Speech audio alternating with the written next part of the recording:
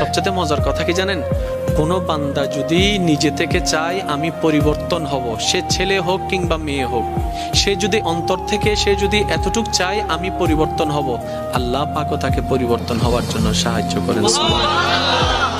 কত বেনামাজ এখন নামাজি হয়েছে জানেন? সুবহানাল্লাহ।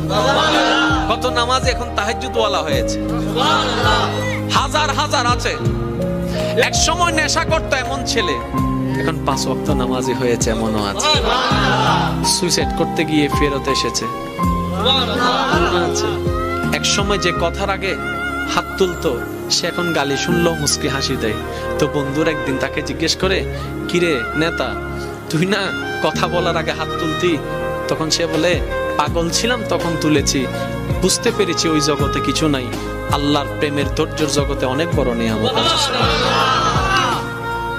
এত বড় বড় সফল ব্যক্তি যদি ছোটবেলায় লাথি খাইতে পারে, আপনি পারবেন না কেন? আর সবার কথা বাদ দেন, ও নবী, আপনি শুধু একবার বলতে